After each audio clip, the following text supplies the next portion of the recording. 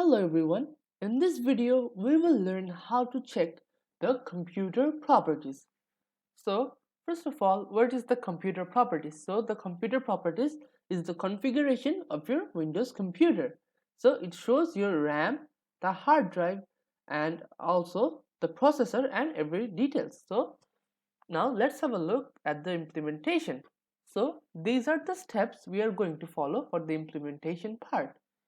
Now, let's get started.